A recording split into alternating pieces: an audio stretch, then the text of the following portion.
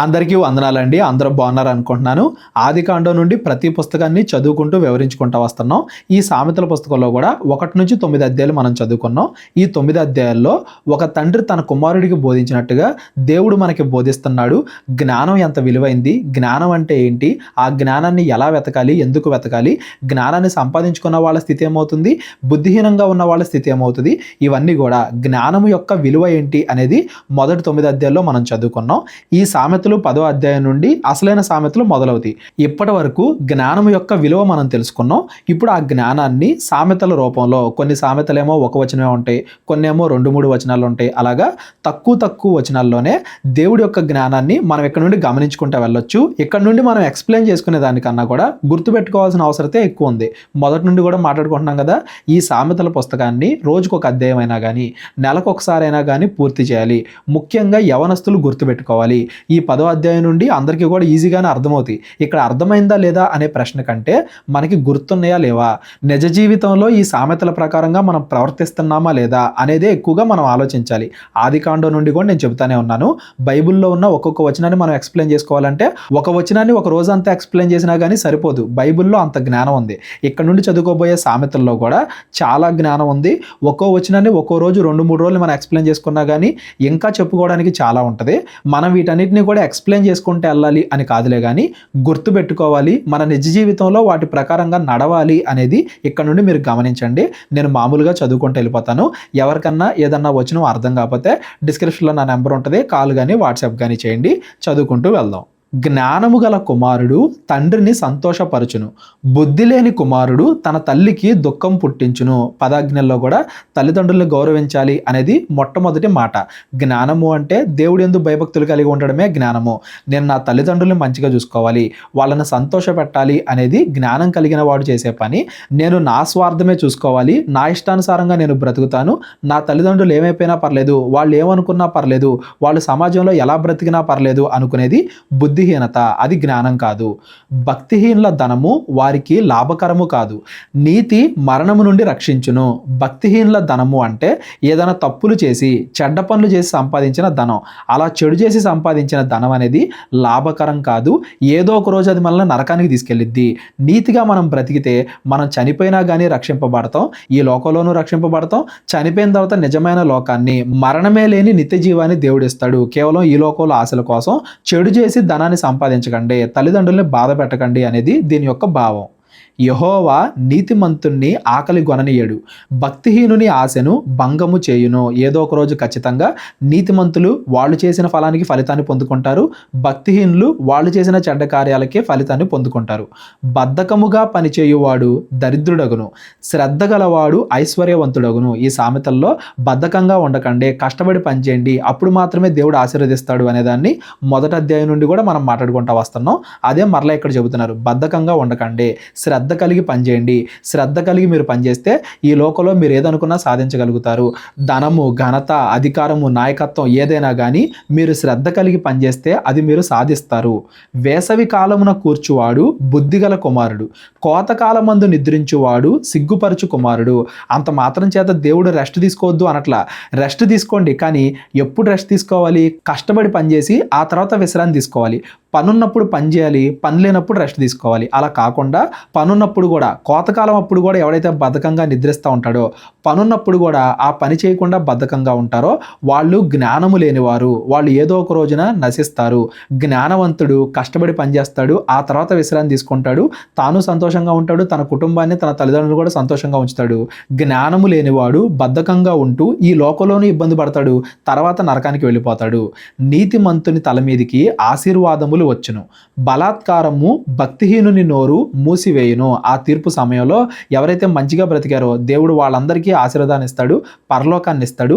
ఎవరైతే తప్పు చేశారో, బలాత్కారం చేశారో, ఎదుటి వాళ్ళని హింసించారో, దేవుడు వాళ్ళకి తీర్పు తెచ్చినప్పుడు వాళ్ళు ఒక్క మాట కూడా తిరిగి మాట్లాడలేరు. అవమానముతో తమ నోరు మూసుకొని నరకానికి వెళ్ళిపోతారు అనేది దీని యొక్క భావం. నీతిమంతుల్ని జ్ఞాపకము చేసుకొనుట ఆశీర్వాదకరమగును. భక్తిహీనుల పేరు అసహ్యత పుట్టించును. ఎప్పుడు ఏ విషయాలు మాట్లాడుకున్నా కానీ మంచి విషయాలు మాట్లాడుకోవాలి, మంచి వారిని జ్ఞాపకం చేసుకోవాలి. చెడ్డవారిని జ్ఞాపకం చేసుకోవడం వల్ల, చెడు క్రియలు మాట్లాడుకోవడం వల్ల ఉపయోగం లేదు, అసహ్యం పుట్టించిద్ది. జ్ఞానచిత్తుడు ఉపదేశమును అంగీకరించును, పనికి మాలిన వదరబోతు నశించును. ఎవరైనా కానీ ఏదైనా తప్పు చేస్తున్నప్పుడు మన వాళ్ళకి ఇది తప్పునైనా ఇలా చేయకూడదని చెబితే జ్ఞానవంతుడు దాన్ని అంగీకరిస్తాడు, అందులో ఏదన్నా తప్పు ఉంటే మార్చుకుంటాడు. ఒకవేళ తప్పు లేకపోయినా కానీ మంచిగా మాట్లాడతాడు, ఆలోచిస్తాడు, ఎదుటి వాళ్ళకి గౌరవం ఇస్తాడు. అలా కాకుండా పనికి మాలిన వాళ్ళు కొంతమంది ఉంటారు, వాళ్ళు జ్ఞానాన్ని వినరు, పైగా వాళ్ళకి ఎవరైనా మంచి చెప్పాలని ప్రయత్నిస్తే తిరిగి వాళ్ళని తిడతారు, వదరబోతు మాటలు మాట్లాడతారు, బూతులు మాట్లాడతారు, మాకే ఎక్కువ తెలుసు అన్నట్టుగా ఫీల్ అవుతూ ఉంటారు. కానీ చివరికి వాళ్ళు నశిస్తారు. వాళ్ళ అంతం ఏమవుతుంది? తీర్పు సమయంలో వాళ్ళు నశిస్తారు. యథార్థముగా ప్రవర్తించువాడు నిర్భయముగా ప్రవర్తించును, కుటిల వర్తనుడు బయలుపడును. ఆ తీర్పు సమయంలో యథార్థవంతులు ధైర్యంగా ఉంటారు, మేమే తప్పు చేయలేదు కాబట్టి దేవుడు మాకు పరలోకాన్ని ఇస్తాడు అని నిర్భయంగా, భయం లేకుండా ఉంటారు. ఈ భూమి మీద వంకర టింకరగా బ్రతికిన వాళ్ళు, అంటే చెడు చేస్తూ బ్రతికిన వాళ్ళు, ఈ భూమి మీద వాళ్ళు చెడ్డవాళ్ళు అని వేరే వాళ్ళకి తెలియకపోవచ్చు, వీళ్ళు రహస్యంగా చెడు క్రియలు చేసి ఉండొచ్చు, కానీ ఒకానొక రోజున ఖచ్చితంగా బయలుపడతారు. దేవుడు చెడ్డవాళ్ళందరినీ కూడా బయట పెడతాడు, వాళ్ళందరికీ కూడా నరకాన్ని ఇస్తాడు. నీతిమంతులు అప్పుడప్పుడు బాధలు అనుభవించిన వాళ్ళు నీతిమంతులు అని దేవుడు అందరికీ తెలిసేలా చేస్తాడు, వాళ్ళకి పరలోకాన్ని ఇస్తాడు. కనుసైగ చేయువాడు వ్యధ పుట్టించును, పనికి మాలిన వదరబోతు నశించును. ఇక్కడ కనుసైగా అంటే మోసం చేసేవాళ్ళు, చెడు పనులు చేసేవాళ్ళు ఒకరికొకళ్ళు సిగ్నల్స్ ఇచ్చుకుంటారు కదా, అలాగా మోసం చేసే సిగ్నల్స్ అని దాని అర్థం. అలాగ మోసం చేసే వాళ్ళకి చివరిలో బాధ కలిగిద్ది, వాళ్ళందరూ కూడా నశిస్తారు. వదరబోతులు అంటే వాళ్ళు చేసిన తప్పుని గురించి కూడా వాళ్ళు గర్వంగా చెప్పుకుంటారు, కానీ ఒకానొక రోజున అది వాళ్ళని నరకానికి నడిపించిద్ది అన్న విషయం వాళ్ళు భూమి మీద తెలుసుకోరు, కానీ ఖచ్చితంగా వాళ్ళకి రావాల్సిన తీర్పు వాళ్ళకి జరుగుతుంది. నీతిమంతుని నోరు జీవపు ఓట, భక్తిహీనుల నోరు బలాత్కారమును మరుగుపరుచును. నీతిమంతులు ఎప్పుడు కూడా మంచి మాటలే మాట్లాడతారు, మంచిగా మాట్లాడతారు, జనాలకి ఉపయోగపడే మాటలే మాట్లాడతారు, అందుకే జీవపు ఓట అని ఉంది. అలా కాకుండా చెడ్డవాళ్ళు ఏం చేస్తారు? ఎప్పటికప్పుడు బూతులు తిడతా ఉంటారు. వాళ్ళకి బూతులు తిడతాం అనేది ఎంత నార్మల్ అయిపోద్ది అంటే ఒక్కోసారి దాని వెనకాల ఉన్న భావాన్ని కూడా మర్చిపోతారు. ఇది ఇంకా రైటే అన్నట్టుగా దాన్ని నార్మలైజ్ చేసేస్తారు. బూతులు మాట్లాడడం, అమ్మ నాన్న అక్క అన్నట్టుగా తిడతాం. వాళ్ళు ఎంత తారాస్థాయికి వెళ్తారంటే ఏంటి బూతులు మాట్లాడడం కూడా తప్పేనా, ఇలా మాట్లాడడం కూడా తప్పేనా, ఇది చేయడం కూడా తప్పేనా అన్నట్టుగా పాపాన్ని వాళ్ళు అంత నార్మలైజ్ చేసేస్తారు. ఇదేం పాపం కాదులే అనుకునేంతలాగా వాళ్ళు అందులో మునిగిపోతారు అని దాని అర్థం. ఈ కాలంలో కూడా పెళ్లికి ముందు అమ్మాయిలు అబ్బాయిలు తిరుగుతారు, వాళ్ళు కలిసి తిరుగుతూ ఉంటారు, అది కూడా పాపమేనా అన్నట్టుగా అంటూ ఉంటారు కొంతమంది. అంటే అదేదో పాపం కాదు అన్నట్టుగా అంతగా దాన్ని నార్మలైజ్ చేసేస్తారు, మరుగుపరుస్తారు అని దాని అర్థం. అలా కాకుండా నీతిమంతులు ఎప్పటికప్పుడు మంచి మాటలే మాట్లాడతారు, ఇది మంచి ఇది చెడు అన్నట్టుగా ఎప్పుడూ ఉపయోగపడే మాటలు మాత్రమే చెబుతారు. పగ కలహమును రేపును, ప్రేమ దోషములన్నింటినీ కప్పును. పగున్నవాడు అంతకుముందు చేసిన వాటినే మరలా మరలా గుర్తెచ్చుకుని ఇంకా ఇంకా కోపాన్ని పెంచుకుంటూ వెళ్తాడు. ఆ పరిస్థితిని ఎలా సాల్వ్ చేయాలి, ఇద్దరి మధ్య సమాధానం ఎలా పడాలి, ఇలా ఆలోచించరో ఇంకా ఇంకా గుర్తు తెచ్చుకున్న ప్రతిసారి కోపాన్ని పెంచుకుంటూ వెళ్తారు. అలా కాకుండా ప్రేమ ఉన్నవాళ్ళు అంతకుముందు చేసిన పాపాలని ఎలా కడుక్కోవాలి, అంతకుముందు ఏదో మిస్అండర్స్టాండింగ్ వచ్చింది దాన్ని ఎలా సరి చేసుకోవాలి, అంతకుముందు ఏదో తప్పు జరిగింది దాన్ని ఎలా సరి చేసుకోవాలి, మరలా కలిసి ఎలా బ్రతకాలి అన్నట్టుగా పరిష్కారాన్ని ఆలోచిస్తారు ప్రేమ ఉన్నవాళ్ళు. అంత మాత్రం చేత ప్రేమ ఉన్న వాళ్ళు తప్పుల్ని కూడా ఒప్పులు అంటున్నారని కాదండి, తప్పు తప్పే, కాకపోతే దాన్ని ఒప్పుకొని విడిచిపెట్టి ఇంకోసారి ఇలా జరగకుండా ఉండాలంటే ఏం చేయాలి, ఇంకోసారి మన మధ్య మనస్పర్ధలు రాకుండా ఉండాలంటే ఏం చేయాలి, జరిగిపోయిందని వదిలేద్దాం, ఎక నుండైనా కానీ మంచిగా ఉందాం అన్నట్టుగా వాళ్ళు పరిష్కారాన్ని వెతుక్కుంటారు. జరిగిపోయింది మంచి అని చెప్పట్లేదులే కానీ అది చెడే, కాకపోతే దాన్ని వదిలేద్దాం, దాని నుండి విడుదల పొందుదాం, ఇక నుండి మంచిగా నడుద్దాం అన్నట్టుగా పరిష్కారాన్ని వెతుకుతారు ప్రేమ కలిగిన వాళ్ళు. పగున్న వాళ్ళు జరిగిన విషయాన్నే మరలా మరలా గుర్తెచ్చుకొని ఇంకా ఇంకా కోపాన్ని పెంచుకుంటూ వెళ్తారు. వివేకుని పెదవుల యందు జ్ఞానము కనబడును, బుద్ధిహీనుని వీపునకు బెత్తమే తగును. ఒకళ్ళు మాట్లాడే మాటలను బట్టి వాళ్ళు జ్ఞానం కలిగిన వాళ్ళ కాదా అనేది మనకు అర్థమైపోతూ ఉంటుంది.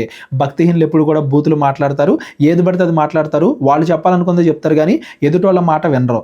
అలాగా ఎదుటి వాళ్ళకి జ్ఞానం ఉందా లేదా అనేదాన్ని వాళ్ళ మాటల్లో మనం చెప్పొచ్చు. బుద్ధిహీనునికి బెత్తమే తగును అంటే వాళ్ళు ఇంకా దేవుడి దగ్గర నుండి శిక్షణ పొందుకుంటేనే కానీ మారరు, శిక్ష అనేది వాళ్ళకి తథ్యం అనేది దీని యొక్క భావం. జ్ఞానులు జ్ఞానము సమకూర్చుకొందురు, మూడుల నోరు అప్పుడే నాశనము చేయును. జ్ఞానం కలిగిన వాళ్ళు ఇంకా ఇంకా జ్ఞానాన్ని సంపాదించుకుంటారు. తమకు తెలిసిందే పరిపూర్ణం అనుకోకుండా ఇంకా ఇంకా జ్ఞానాన్ని పెంచుకుంటూ వెళ్తారు. కానీ మూఢులు అప్పటికప్పుడు మాత్రమే ఆలోచిస్తారు.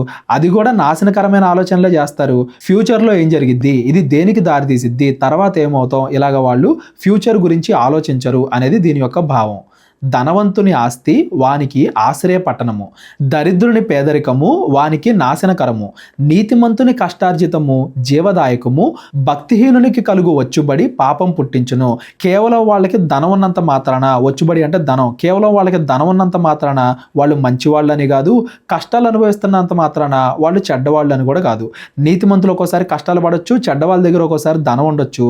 కాకపోతే దాని అంతం ఏమవుతుంది, నీతిమంతుని అంతం జీవదాయకం, భక్తిహీనుని అంతము పాపము, నరకము, మరణము.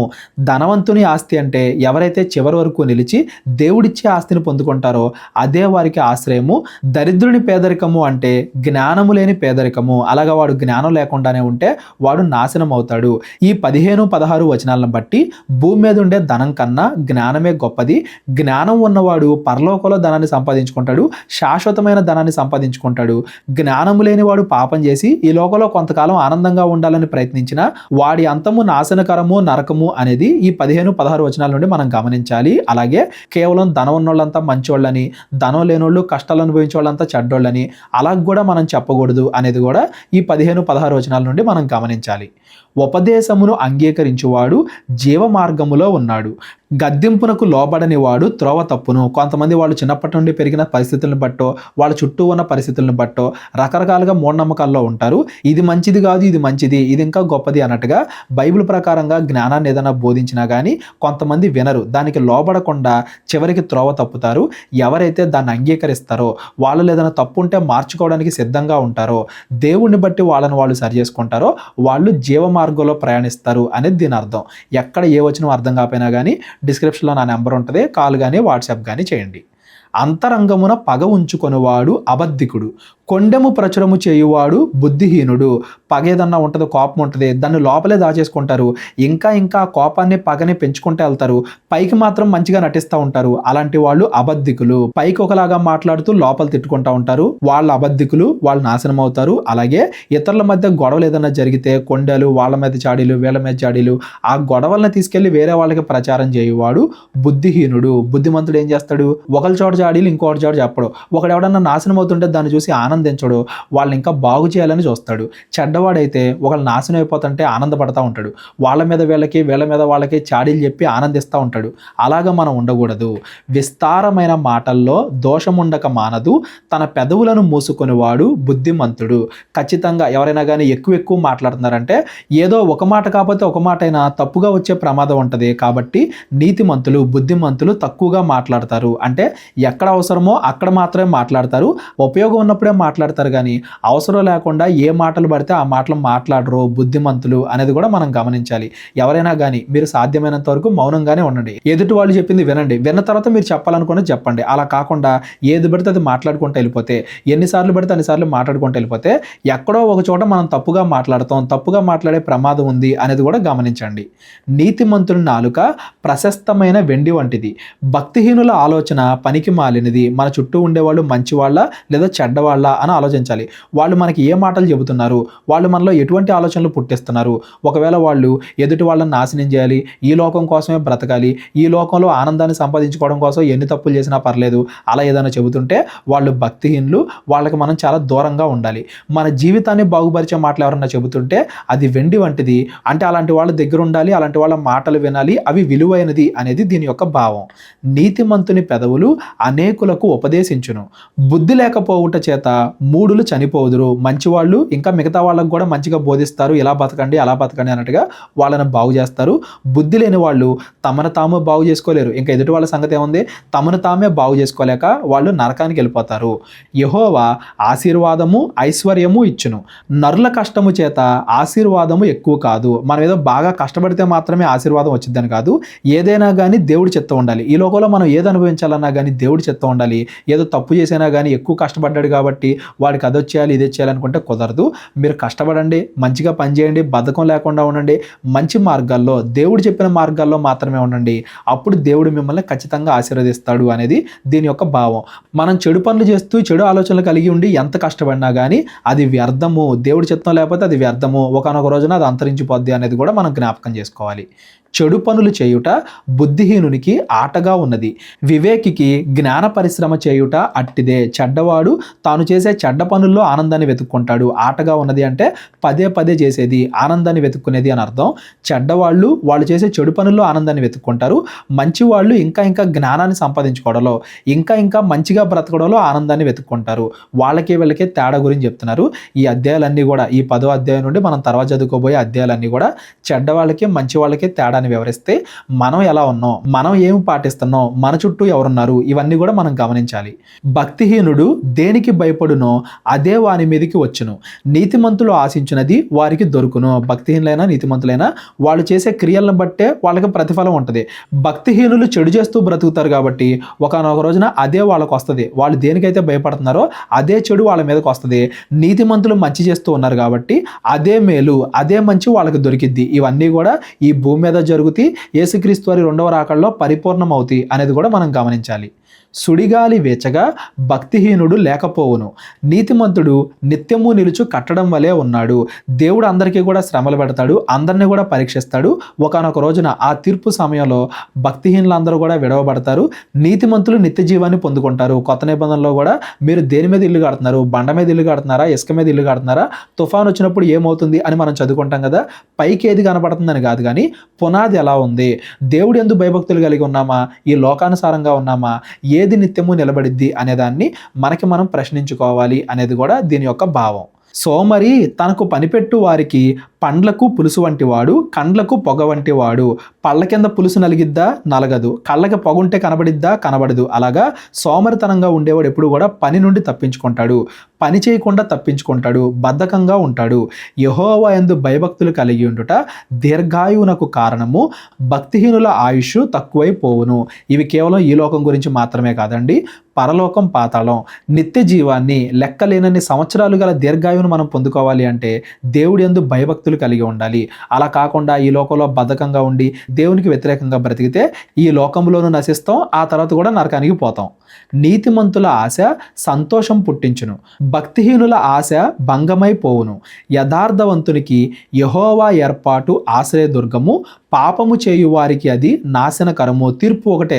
యేసుక్రీస్తు 2సారి వచ్చినప్పుడు నీతిమంతులకేమో సంతోషం, భక్తిహీనులకేమో ఆశ భంగం. అంటే వాళ్ళు అనుకున్న కలలన్నీ ఒక్కసారిగా కూలిపోతాయి. ఈ భూమి మీద జీవితం అనుకుంటారు, అసలు ఈ భూమి మీద జీవితమే కాదు, ఇది కొద్దిలో నశించిపోయేది, నిజమైన జీవితం ఈ లోకాన్ని విడిచిన తర్వాత వస్తుంది అని వాళ్ళు అప్పుడు గుర్తిస్తారు. కాబట్టి వాళ్ళ ఆశలన్నీ భంగమైపోతే వాళ్ళు నాశనం అవుతారు. ఈ భూమి మీద పాపం చేస్తూ బ్రతికారు కాబట్టి వాళ్ళు నాశనం అవుతారు. నీతిమంతులు దేవుడు పుట్టించే సంతోషానికి, దేవుడు ఏర్పరిచిన పరలోకానికి, నిత్య జీవానికి వెళ్తారు. నీతిమంతుడు ఎన్నడూను కదిలింపబడడు, భక్తిహీనులు దేశములో నివసింపరు. ఒకళ్ళు నిత్య జీవానికి, ఒకళ్ళు నిత్య నరకానికి పోతారు. నీతిమంతుని నోరు జ్ఞానోపదేశమును పలుకును, మూర్ఖపు మాటలు పలుకు నాలుక పెరికివేయబడును. పెరికివేయబడును అంటే వాళ్ళకి దేవుడి తీర్పు వస్తుంది, దేవుడి శిక్ష వస్తుంది. కొంతమంది ఉపయోగం ఉన్నా లేకపోయినా ఏ మాటలు పడితే ఆ మాటలు మాట్లాడుతూ ఉంటారు, బూతులు మాట్లాడుతూ ఉంటారు, ఎదుటి వాళ్ళని కించపరుస్తూ ఉంటారు, హేళన చేస్తూ ఉంటారు. అటువంటి వాళ్ళకి దేవుడి తీర్పు ఖచ్చితంగా వస్తుంది, దేవుడు వాళ్ళని ఖచ్చితంగా శిక్షిస్తాడు. నీతిమంతులు కేవలం జ్ఞానాన్ని బోధిస్తారు, ఆ జ్ఞానపు మాటలు మాత్రమే మనం వినాలి, మనం కూడా వేరే వాళ్ళకి బోధించాలి. నీతిమంతుని పెదవులు ఉపయుక్తములైన సంగతులు పలుకును, భక్తిహీనుల నోట మూర్ఖపు మాటలు వచ్చును. మనం ఏ కోవలో ఉన్నాం? నీతిమంతుల కోవలో ఉన్నామా, భక్తిహీనుల కోవలో ఉన్నామా? వాళ్ళ మాటలు వింటున్నామా, వీళ్ళ మాటలు వింటున్నామా? ఇవన్నీ కూడా మనల్ని మనం ప్రశ్నించుకోవాలి అనేది దీని యొక్క భావం. జ్ఞానము అంటే ఈ లోక జ్ఞానం కాదు, కేవలం ఈ లోకంలో ఎలా బ్రతకాలి అనే జ్ఞానం మాత్రమే కాదు, దేవుడి యందు భయభక్తులు కలిగి ఉన్న జ్ఞానం ఈ లోకంలో ఎలా బ్రతకాలో మనకి నేర్పించిద్ది. ఈ లోకంలోనూ ఆశీర్వాదాన్ని మనం పొందుకుంటాం, పరలోకాన్ని, నిత్య జీవాన్ని కూడా మనం పొందుకుంటాం. ఆ దేవుని యొక్క నిజమైన జ్ఞానాన్ని అందరూ కూడా పొందుకోవాలి అనేది ఈ 10వ అధ్యాయం యొక్క భావం. సామెతల గ్రంథం 11వ అధ్యాయాన్ని కూడా ఈరోజు మనం చదువుకుందాం. 12వ అధ్యాయం నుండి మనం రేపొద్దున చదువుకుంటూ వెళ్దాం. దొంగ త్రాసు యెహోవాకు హేయము, సరి అయిన గుండు ఆయనకు ఇష్టము. సరి అయిన గుండు అంటే తల మీద ఉండే గుండు కాదండి, త్రాసులో రాళ్ళు పెడతారు కదా వాటిని గుండ్లు అంటారు. మీరు సరిగ్గా చూడండి, ఆ వెయిట్ చూసేటప్పుడు కొంతమంది వాటి కింద అయస్కాంతాలు పెడతామో, కొంతమంది తక్కువ బరువు ఉన్న రాళ్లను కూడా ఎక్కువగా చూపించడము, అలాగా న్యాయం ప్రకారంగా వాళ్ళు వ్యాపారం చేయరు. ఎవరైతే న్యాయం ప్రకారంగా వ్యాపారం చేయరో, న్యాయం ప్రకారంగా తోచరో వాళ్ళని దేవుడు ఖచ్చితంగా శిక్షిస్తాడు. అది దేవునికి ఇష్టం లేని పని. మీరు ఏ వ్యాపారం చేసినా ఏం చేసినా కానీ న్యాయంగా ప్రవర్తించండి, ఎదుటి వాళ్ళను మోసం చేయకండి. ఎదుటి వాళ్ళను మోసం చేసి మీరు ఏదైనా సంపాదించుకున్నా కానీ అది నిలవదు, అది ఒకానొక రోజున అంతమైపోద్ది, మీరు కూడా నరకానికి వెళ్ళిపోతారు అనే సత్యాన్ని అందరూ కూడా గుర్తించండి. జ్ఞానం ఉన్నవాడు దీన్ని గుర్తిస్తాడు, జ్ఞానం లేనివాడు ఇంకా పాపంలోనే బతుకుతూ ఉంటాడు. అహంకారము వెంబడి అవమానము వచ్చును, వినయము గల వారి యొద్ద జ్ఞానం ఉన్నది. ఇలా చెప్పినా కానీ వినకుండా ఏం కాదులే, నేను ఎవరికి దొరకనులే, నా ఇష్టం వచ్చినట్టుగా ప్రవర్తిస్తాను అన్నట్టుగా అహంకారంతో ఉన్నారంటే ఒకానొక రోజున అవమానం పొందుకుంటారు. అందరి ముందు కూడా దేవుడు దాన్ని బయలుపరుస్తాడు. రహస్యంగా మీరు చేసిన ప్రతిదాన్ని దేవుడు బయలుపరుస్తాడు. మీరు వినయం కలిగి ఉండండి, మంచిగా ప్రవర్తించండి, తప్పు చేయకండి. అలా ఉంటేనే మీ దగ్గర జ్ఞానం ఉన్నట్టు. యథార్థవంతుల యథార్థత వారికి త్రోవ చూపించును, ద్రోహుల మూర్ఖ స్వభావము వారిని పాడు చేయును. మన హృదయమే మనల్ని పాడు చేయాలన్నా, మనల్ని బాగు చేయాలన్నా మన హృదయమే, మన లోపల మన హృదయం మనకేం చెప్తుంది? యథార్థంగా బ్రతకమని చెప్తుందా, లేదా తప్పు చేయమని చెప్తుందా? మూర్ఖంగా ఉంటున్నామా, యథార్థవంతుల్లాగా ఉంటున్నామా? జీవానికి వెళ్ళే మార్గంలో నడుస్తున్నామా, నరకానికి వెళ్ళే మార్గంలో నడుస్తున్నామా? ఉగ్రత దినమందు ఆస్తి అక్కరకు రాదు, నీతి మరణం నుండి రక్షించును. దేవుడు తీర్పు దినం వచ్చేస్తే, ప్రభు నా దగ్గర 1 కోటి రూపాయలు తీసుకుని నాకు పరలోకం ఇవ్వు అంటే దేవుడు ఎవడో.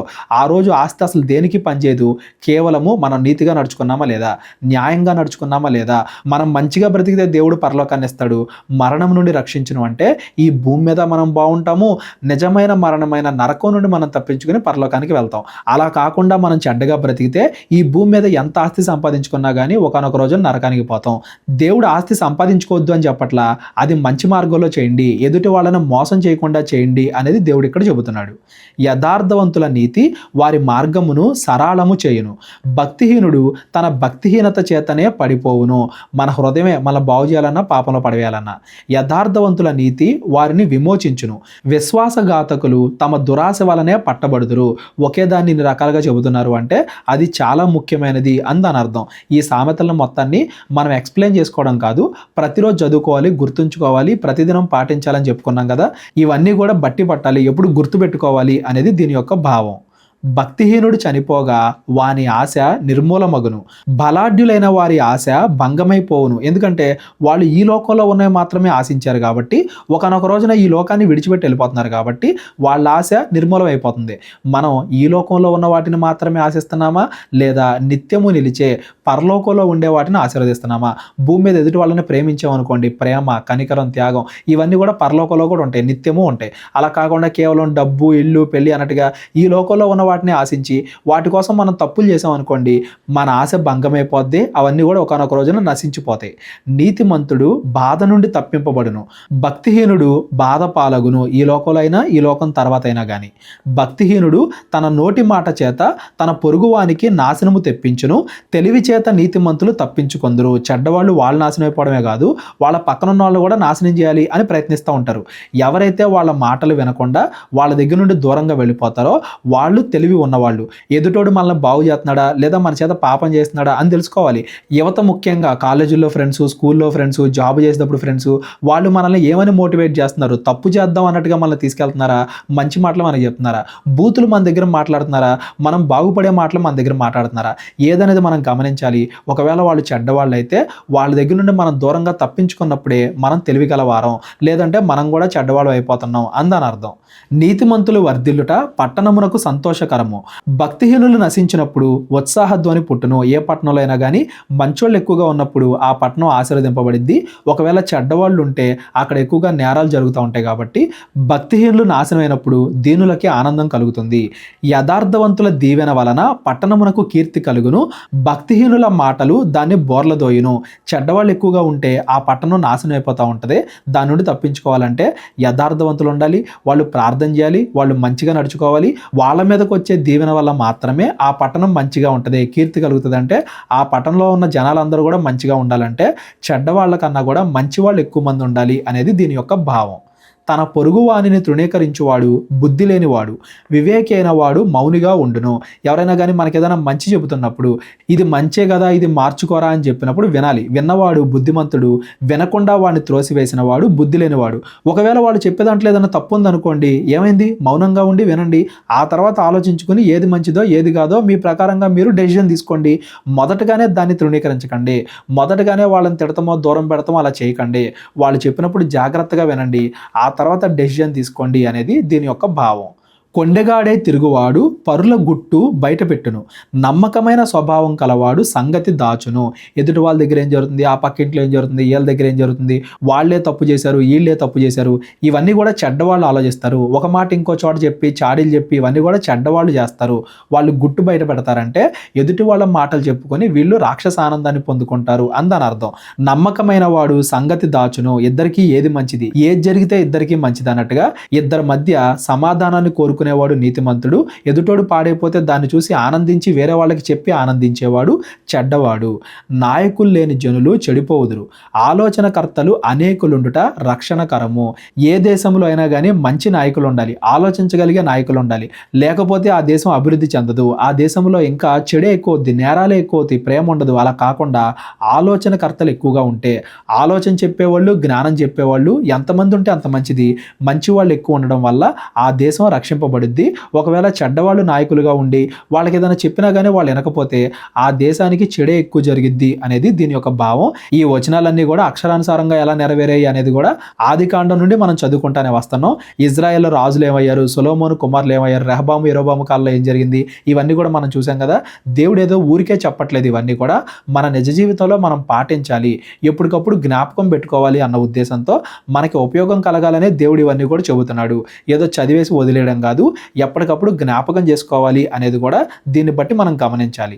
ఎదుటివాని కొరకు పూటపడిన వాడు చెడిపోవును, పూట పడక నొప్పని వాడు నిర్భయముగా ఉండును. అంటే వేరే వాళ్ళ కోసం పూటపడ్డం అంటే మనం అప్పు పడ్డం. అంత ముందు కూడా ఇదే సామెతల్లో మన దగ్గర ధనం లేనప్పుడు కూడా ఎదుటి వాళ్ళకి గ్యారంటీగా ఉండడం, వాళ్ళ దగ్గర డబ్బులు లేనప్పుడు నేను తీరుస్తానట్టుగా హామీగా ఉండడం, అది తప్పు, అలా చేయకూడదు. మనం కష్టాల్లో పడిపోవడం కాకుండా మన కుటుంబాన్ని కూడా కష్టాల్లోకి నెట్టేస్తున్నాం అని అంతకుముందు సామెతల్లో కూడా మనం చదువుకున్నాం.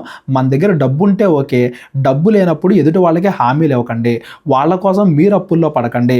అలా ఉంటే మీరు మీ కుటుంబం కష్టాల్లోకి వెళ్ళిపోద్ది. పూటపడ నొప్పని వాడు అంటే ముందే జాగ్రత్త వహించిన వాడు నిర్భయంగా ఉంటాడు. ఎదుటి వాళ్ళ మీద ఆధారపడి బ్రతకండి అనేది కూడా దీని యొక్క భావం. ఇది కూడా ఎవరికైనా అర్థం కాకపోతే డిస్క్రిప్షన్లో నా నెంబర్ ఉంటుంది, కాల్ కానీ వాట్సాప్ కానీ చేయండి. నెనరు గల స్త్రీ ఘనత నొందును, బలిష్ఠులు ఐశ్వర్యము చేపట్టుదురు. నెనరు అంటే వినయం కలిగిన వారు, లోబడేవాళ్ళు, మర్యాదపూర్వకంగా నడుచుకునేవాళ్ళు. అలా మర్యాదగా వినయం కలిగిన స్త్రీలు ఘనత పొందుతారు. బలిష్ఠులు ఐశ్వర్యం సంపాదించడం కన్నా వినయం కలిగి ఘనత నొందడం గొప్ప విషయం అనేది ఈ 16వ వచనం యొక్క భావం. దయగలవాడు తనకే మేలు చేసుకొనును, క్రూరుడు తన శరీరమునకు బాధ తెచ్చుకొనును. మనం వేరే వాళ్ళ మీద దయ చూపించినప్పుడు, వాళ్ళు బాధల్లో ఉన్నప్పుడు మనం ఆదుకున్నప్పుడు, మనం ఎదుటి వాళ్ళని ఆదుకోవడం మాత్రమే కాదు, మనకి మనం కూడా మేలు చేసుకుంటున్నాం, మనం కూడా నరకం నుండి తప్పించుకుంటున్నాం. అలాగే చెడ్డవాళ్ళు వేరే వాళ్ళని బాధపరుస్తున్నాం అన్నట్టుగా వాళ్ళు అనుకుంటా ఉంటారు, కానీ వాళ్ళకి తెలియకుండా వాళ్ళని వాళ్ళే బాధ పెట్టుకుంటున్నారు, తర్వాత వాళ్ళని వాళ్ళే నరకానికి నడిపించుకుంటున్నారు వాళ్ళకి తెలియకుండానే అందని అర్థం. వేరే వాళ్ళ మీద మనం దయ చూపిస్తే దేవుడు మన మీద దయ చూపిస్తాడు, వేరే వాళ్ళని మనం హింసిస్తే దేవుడు మనకి తీర్పు తీరుస్తాడు అనేది కూడా ఈ వచనం నుండి మనం గమనించాలి. భక్తిహీనుని సంపాదన వానిని మోసము చేయును, నీతిని విత్తువాడు శాశ్వతమైన బహుమానము నందును. ఈ భూమి మీద ఏదోటి చేసినా, తప్పు చేసినా కానీ నేను సంపాదించుకున్నాను కదా అన్నట్టుగా కొంతకాలం వాడు ఆనందంగా ఉంటాడు, కానీ వాడి ఆస్తి వాడిని మోసం చేస్తుంది, అది శాశ్వత కాలము నిలవదు. నీతిమంతుడు కొద్ది కాలం భూమి మీద కొంచెం కష్టాలు పడినా కానీ శాశ్వతమైన బహుమానాన్ని వాడు పొందుకుంటాడు. కేవలం ఈ భూమి మీద కోసమే ఆస్తిని సంపాదించుకోకండి, భూమి తర్వాత ఉండే పరలోక నరకాల గురించి ఒకసారి ఆలోచించండి అనేది దీని యొక్క భావం. యథార్థమైన నీతి జీవదాయకము, దుష్టక్రియలు విడువక చేయువాడు తన మరణమునకే చేయును. వాడికి వాడే నరకానికి నడుస్తున్నాడు వాడికి తెలియకుండా. మూర్ఖ చిత్తులు యెహోవాకు హేయులు, యథార్థముగా ప్రవర్తించువారు ఆయనకి ఇష్టలు. దేవుడు ఎవరిని ఇష్టపడతాడు, ఎవరిని దూరం పెడతాడంటే ఏదైనా మంచి చెప్పినప్పుడు వినే వాళ్ళని, దాని ప్రకారంగా నడుచుకునే వాళ్ళని దేవుడు ఇష్టపడతాడు. ఏదన్నా మంచి చెప్పినప్పుడు వినకుండా దాన్ని త్రోసిపుచ్చి ఇంకా ఇంకా పాపంలో ఉండేవాళ్ళు యెహోవాకు హేయులు. నిర్భయముగా భక్తిహీనునికి శిక్ష తప్పదు. నీతిమంతుల సంతానము విడిపింపబడును. నీతిమంతులు మంచిగా నడుచుకోవడం వల్ల వాళ్ళకి వాళ్లే కాదు, వాళ్ళ కుటుంబం కూడా ఆశీర్వదింపబడిద్ది. భక్తిహీనుడు నశిస్తాడు. వివేకము లేని సుందర స్త్రీ పంది ముక్కునున్న బంగారు కమ్మి వంటిది. ఆవిడికి ఎంత అందం ఉన్నా కానీ ఒకవేళ జ్ఞానం లేకపోతే, ఎలా నడుచుకోవాలి అనే వివేకం లేకపోతే అదంతా కూడా వ్యర్థము. పంది ముక్కునున్న బంగారు కమ్మి ఎలా అయితే వ్యర్థమో, వివేకం లేని స్త్రీ కూడా వ్యర్థము. ఒకానొక రోజున తనకి తానే హాని చేసుకుంటుంది. మనుషులు కూడా కేవలం పైకి కనిపించే అందం మాత్రమే కాకుండా వాళ్ళ జ్ఞానాన్ని, వివేకాన్ని చూడాలి అనేది దీని యొక్క భావం. నీతిమంతుల కోరిక ఉత్తమమైనది, భక్తిహీనుల ఆశ అహంకారయుక్తమై ఉన్నది. వెదజల్లి అభివృద్ధి పొందువారు కలరు, తగిన దానికన్నా తక్కువ ఇచ్చి లేమికి వచ్చేవారు కలరు. ఎదుటి వాళ్ళను మోసం చేసి వాళ్ళు తర్వాత నరకానికి వెళ్ళిపోయే వాళ్ళు ఉన్నారు, మంచి చేసి అభివృద్ధి పొందేవాళ్ళు కూడా ఉన్నారు. భక్తిహీనుని ఆశ, అహంకారంతో, అత్యాశతో పోయేవాడు నశిస్తాడు. నీతిమంతుడు ఏదనుకుంటే జరిగిద్ది. నీతిమంతుడు ఆశీర్వదింపబడతాడు. ఔదార్యము గలవారు పుష్టి నొందుదురు. నీళ్లు పోయే వారికి నీళ్లు పోయబడును. మన ఎదుటి వాళ్ళకి మంచి చేస్తే దేవుడు మనకి మంచి చేస్తాడు. మనం ఎదుటి వాళ్ళని ప్రేమిస్తే దేవుడిని ప్రేమిస్తున్నాము అనే దాని అర్థం. అది వ్యర్థంగా పోదు. ధాన్యము బిగబట్టు వారిని జనులు శపించెదరు, దానిని అమ్మువాని తల మీదకి దీవెన వచ్చును. అంటే ఎదుటి వాళ్ళను మోసం చేసేవాళ్ళు, ఎదుటి వాళ్ళకి ఆహారం అందకుండా దాచిపెట్టేవాళ్ళు, ఇప్పుడు దాచిపెడితే తర్వాత విలువ పెరిగిద్ది కదా, అప్పుడు ఎక్కువ సంపాదించుకోవచ్చు అన్నట్టుగా చెడ్డగా ఆలోచించేవాళ్ళు, వాళ్ళందరూ కూడా శపింపబడతారు. ఎటువంటి కల్మషం లేకుండా, మోసం లేకుండా వ్యాపారం చేసేవాళ్ళు దీవింపబడతారు. మేలు చేయగోరువాడు ఉపయుక్తమైన క్రియ చేయును, కీడు చేయగోరువానికి కీడే మూడును. మనం మంచి చేయాలనుకుంటే మంచి జరిగిద్ది, మనం చెడు చేస్తే మనకు కూడా చెడే జరిగిద్ది. ధనమును నమ్ముకొని వాడు పాడైపోవును, నీతిమంతులు చిగురాకు వలె వృద్ధి నొందుదురు. చిగురాకు వలె అంటే నీతిమంతులు అంతకంతకు అభివృద్ధి చెందుతారు అని దాని అర్థం. కేవలం ఈ భూమి మీద ధనాన్ని నమ్ముకున్నవాడు ఈ భూమి మీద కొంతకాలం ఆనందంగా బ్రతికినా కానీ ఆ తర్వాత నాశనం అయిపోతాడు. ఏదైనా కేవలం ఈ భూమి మీదే ఆశిస్తే అది కొంతకాలమే ఉంటుంది, జ్ఞానాన్ని వెతికితే అది నిత్యము ఉంటుంది అనేది కూడా మనం గమనించాలి. తన ఇంటి వారిని బాధ పెట్టువాడు గాలిని స్వతంత్రించుకొనును. మూఢుడు జ్ఞాన హృదయమునకు దాసుడగును. గాలిని స్వతంత్రించుకొనును అంటే వాడు దేన్ని సంపాదించుకోలేడు, దేన్ని కూడా తన దగ్గర ఉంచుకోలేడు అని దాని అర్థం. గాలిని ఎవరు కూడా పట్టుకోలేరు కదా, అలాగా తన ఇంట్లో వాళ్ళని బాధ పెట్టేవాడు, ఇంట్లో వాళ్ళు ఏమైపోయినా పర్లేదు, నేను మాత్రం నా ఇష్టానుసారంగా బతుకుతాను, ఆనందంగా బతుకుతాను, నా కుటుంబం, నా భార్య, నా పిల్లలు, నా తల్లిదండ్రులు వీళ్ళు ఏమైపోయినా పర్లేదు అనుకునేవాడు చివరికి నాశనం అవుతాడు. వాడు తీసుకెళ్లేది ఏముండదు, వాడు సాధించేది ఏముండదో, చివరికి నాశనం అవుతాడు. నీతిమంతులు ఇచ్చు ఫలము జీవవృక్షము. జ్ఞానము గలవారు ఇతరులను రక్షించుదురు. జ్ఞానం ఉన్నవాడు వాడి కాడు బాగుంటాడు, వాడి కుటుంబాన్ని కాపాడుకుంటాడు, ఎవరన్నా ఆపదలో ఉన్న వాళ్ళను కూడా ఆదుకుంటాడు, వాడు జీవానికి దారి చూపిస్తాడు. నీతిమంతులు భూమి మీద ప్రతిఫలం పొందుదురు, భక్తిహీనులను పాపులను మరణించేముగా ప్రతిఫలం పొందుదురు కదా. నీతిమంతులు వాళ్ళు ఏం చేశారో దాని ఫలాన్ని పొందుకుంటారు పరలోకం, భక్తిహీనులు వాళ్ళు ఏం చేశారో దాని ఫలాన్ని పొందుకుంటారు. వాళ్ళు ఎదుటి వాళ్ళకి చెడే చేశారు కాబట్టి చెడే వాళ్ళ మీదకి వస్తుంది, వాళ్ళు నరకానికి వెళ్ళిపోతారు. దేవుడిని ఎవరైతే కోరుకుంటారో వాళ్ళు దేవుడితో పాటు నివసిస్తారు. దేవుడు మాకొద్దు అనుకున్న వాళ్ళు దేవుడికి దూరంగా బ్రతుకుతారు. అదే నరకం అనేది ఈ 10-11 అధ్యాయాల యొక్క భావం. ఈ 2 అధ్యాయాలు మీకు అర్థమైంది అనుకుంటున్నా. ఇవన్నీ కూడా ఎక్స్ప్లెయిన్ చేసుకోవడం కంటే ఎక్కువగా గుర్తు పెట్టుకోవాలి, ప్రతిరోజు చదువుకోవాలి, ధ్యానించుకోవాలి, వాటి ప్రకారంగా ప్రవర్తించాలి అనేది ఈ సామెతల యొక్క భావం. ఇప్పుడు దాకా చదువుకున్న దాంట్లో ఎవరికైనా ఏమైనా అర్థం కాకపోతే డిస్క్రిప్షన్లో నా నెంబర్ ఉంటుంది, కాల్ కానీ వాట్సాప్ కానీ చేయండి. 12వ అధ్యాయం నుండి మనం రేపొద్దున చదువుకుంటూ వెళ్దాం. మా పరిచయం గురించి ప్రార్థించండి. ప్రేరేపణ కలిగిన వాళ్ళు మీ కానుకల ద్వారా మమ్మల్ని బలపరచండి. అందరికీ వందనాలు. దేవుడు మనందరినీ కూడా దీవించి ఆశీర్వదించును గాక. అందరికీ వందనాలండి. కేవలం 30 వీడియోస్లో బైబిల్ నేర్చుకోండి అనే ఎంతో విలువైన ఈ కోర్స్ జస్ట్ ₹1 మీకు కావాలి అంటే మీ పేరు, మీ ఊరు ఈ నెంబర్కి వాట్సాప్ చేయండి. ఈ కోర్సులో ఏ విషయాలు ఉంటాయో ముందుగానే తెలుసుకోవడానికి ఈ వీడియో పాస్ చేసి టాపిక్స్ అన్ని చదువుకోండి. క్రైస్తవులందరూ ఈ బైబిల్ కోర్స్ వినాలి అని మేము కోరుకుంటున్నాం. అందరినీ దేవుడు దీవించును గాక. ఆమెన్.